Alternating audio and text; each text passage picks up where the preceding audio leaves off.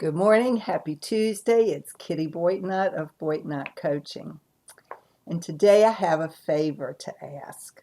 You might remember, if you've been around for a little while, that back in April, right before my mom got sick and landed in the hospital, I launched my first and so far only book, my ebook, Stressed, Stretched, and Just Plain Overwhelmed, a guide to managing your stress and creating a sense of work-life balance.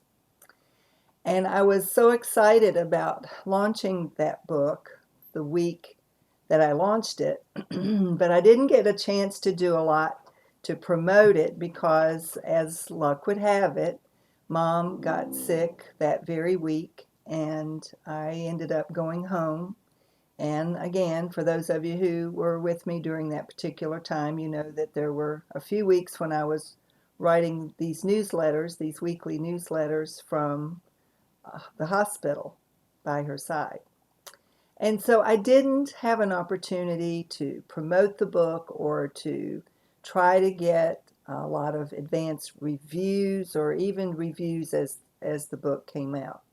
And so as a result, the book has been out now since the middle of April, and I don't have very many reviews. So here's my request, my favor. I know some of you have downloaded the book. I offered it for free. Here's the one hard copy on the planet that I have in my hands at the moment. It really is an ebook, and it's not very long. It's more of a report than a book.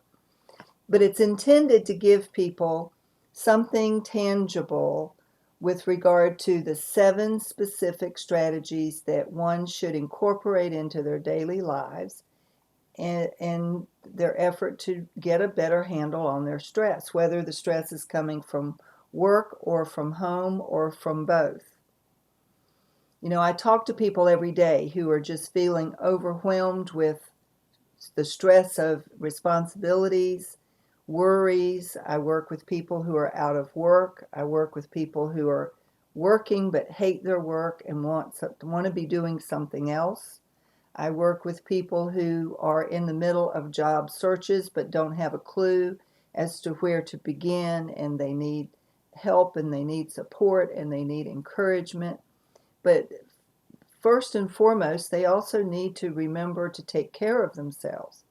And the 7 strategies that I offer, which are simple, there's nothing new in any of the 7 things except to a reminder that there are 7 very specific strategies that you should incorporate into your routine so that you are taking better care of yourself and you're stronger and more resilient in the face of the inevitable challenges that we all face, whether it's a loss like I experienced with the loss of my mom, or the loss of a relationship, or the loss of a job. So here are the 7 strategies.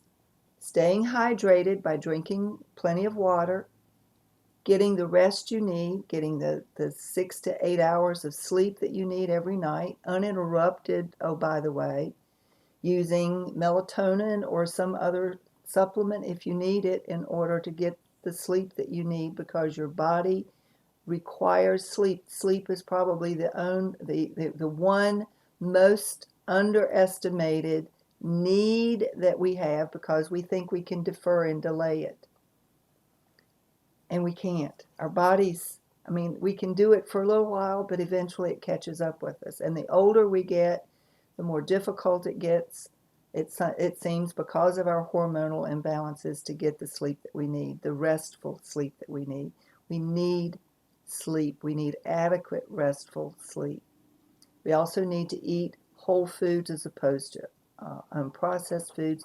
We need to moderate our food intake and make sure that it's in alignment with our level of exercise and our level of physical activity, or else we start to spread and put on pounds that continue to make us even more stressed. We also need to be incorporating a daily practice of mindfulness, meditation, or prayer, or all of those. And we need to not forget to have fun. And so often when we're stressed, we forget that it's important to take time out for fun.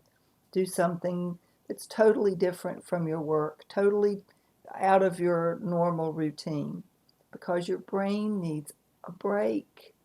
You need the rest. You know, there's certain research that points to just doing nothing every once in a while is a good thing for your brain.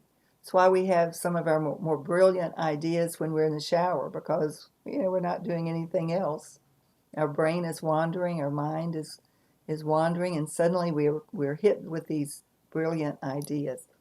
So so those are the 7 strategies. It's all in the book. I would appreciate it if you haven't downloaded the book. I'm going to include it again today as a free gift for you, my subscribers to this newsletter. Assuming that you open the newsletter, you'll see that it's a gift. And here's what I would really love for you to do.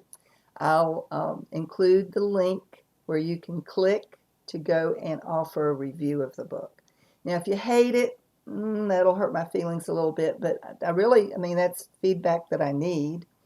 If you find it helpful, however, if some of the reminders are reminders that these are strategies that you already knew but you have forgotten to incorporate or you're neglecting to incorporate into your routine, then please say that. Something along the line of, this book was helpful, this book didn't offer anything new, but if you could offer a review, I would appreciate it. And if you would prefer not to, certainly that's fine. If you just don't have time to read the book because you're too busy, I understand that too. But don't forget that you have that available to you.